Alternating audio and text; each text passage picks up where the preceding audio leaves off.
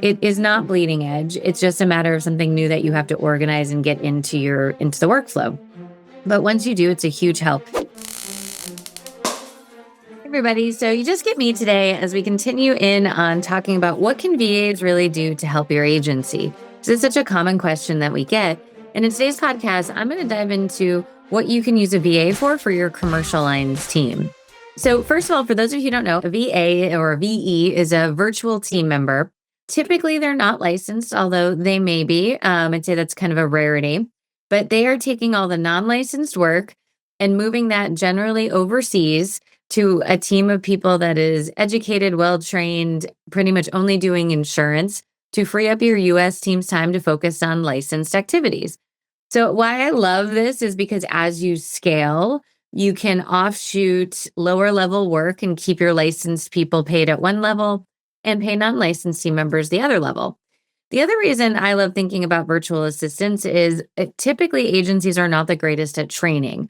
We don't do a phenomenal job of training a new person insurance. So when you offshore, literally there's a whole team of people. I just got back from Cover Desk in the Philippines, 1,500 people. So they have managers, trainers that are all working to train, taking a little bit more off of the agency itself. So there's so many upsides to it. As I shared in other podcasts, we have 7.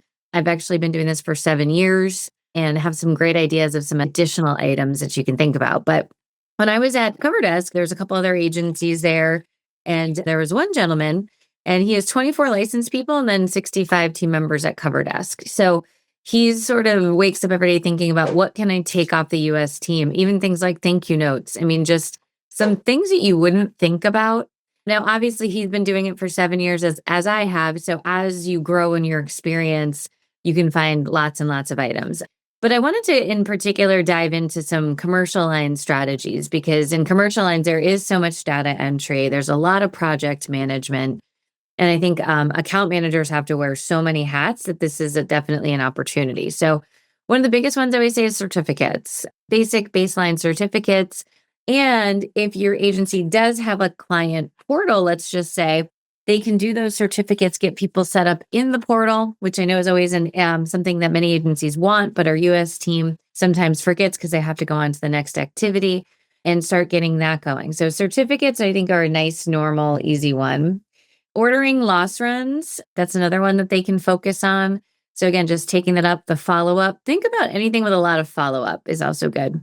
Policy checking, hey, when the policy comes in, matching it to the last term, looking and see if there's any changes. I'd also like to say endorsement checking. So when those come in, one, confirming that they do come in, following up if they don't, and checking them to ensure that they're accurate. Another great one is, inbound or outbound phone calls.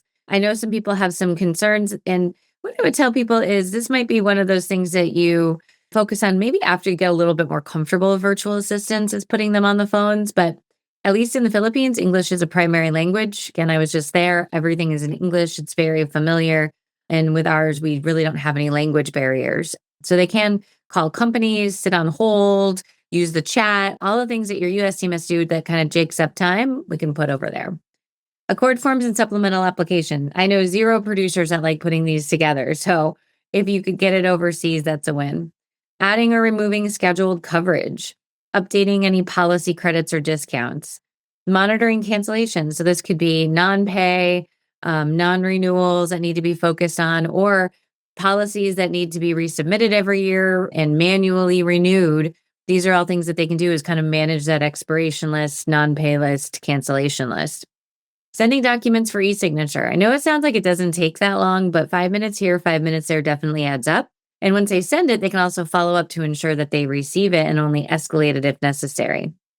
Updating billing information, change in payment plans, carrier memos, taking them all in, making sure that they're good and putting them out to the right parties. Again, it doesn't take that long, but it adds up. Handling policy downloads. If your agency is using commercial download, which we highly recommend that you do, this is an opportunity for them to go in and ensure that that's working. Reviewing policy increases, what happened. Same thing with audits, following up on audits and ensuring everybody submits them. Quoting new business, data entry, they can do that. And then the license agent can review it and firm it up. Same thing with remarketing accounts that can be done. auditing accounts. So when maybe new business is bound, is everything in the file? Auditing endorsements, auditing any work really that they can do. It's a very simple process. Following up any trailing downloads, any documents. So there's a wide variety of things. I mean, we have VAs that run the renewal process. They say, okay, here's who's coming up for renewal. Let's get this done. We have VAs that will support producers and kind of be an assistant or account manager's assistants and follow up, follow up, follow up. I think so much of our time is waiting and hurrying up and waiting for things that this is an opportunity to put it somewhere else, kicking off the renewal process and asking to book meetings for renewal reviews. The virtual team really can do anything. I think sometimes it's our own sense of wanting to control everything that really does unfortunately hold us back. And we did a recent podcast on how to get your team to buy in. It is new, it is different, but that doesn't mean that this is no longer bleeding edge. I've been doing this for 7 years now with virtual assistants. So it is not bleeding edge. It's just a matter of something new that you have to organize and get into the workflow. But once you do, it's a huge help. I can speak for our VAs in the Philippines. I mean, such a great culture, hardworking, kind, generous, just very, very easy to work with. If anything, they want to make it happy. They will make you the best processes because if something happens, they will come back and be like, hey, we need to update this for this carrier. So if you don't have processes, I always say, I don't think that that's stopping you. First of all, you should have them, but let the virtual assistant help with the processes. They can at least put together some baseline ones. It is different. So, interview a few VA companies. We have, as part of this podcast, a free download where you can get interview questions to ask. We also have our How to Hire a VA process pack. So if you want just honest to goodness, third-party point of view, we go through everything from the different models to identifying the pros and cons of those. We go through what questions to ask your VA company. We go through how to onboard, how to get your team buy-in. I mean, in intense detail. The couple blogs we posted there are great, but this is like a deep down and dirty. So if you're sort of agonizing over what to do or want to make sure you do it right, grab that process pack so that you can have access to it and kind of go into this eyes wide open versus eyes shut. We also have our process packs. So if you don't have processes, this is another opportunity. And in the How to Hire a VA, we even have VA job descriptions. And I just want to paint the picture. Some of my VAs have been with me for 7 years. So what that means is we actually have them as managers. We have 2 that manage other VA teams. So I just can't speak highly enough of it. Like I said, we use CoverDesk. We highly recommend them. But at the end of the day, do what's right for you and your agencies. But make sure you go in there with all the right information. So check it out. Check out the download. Let us know if you have any questions. Check out our process pack. And we look forward to helping you welcome your first, second, third, or eighth virtual assistant.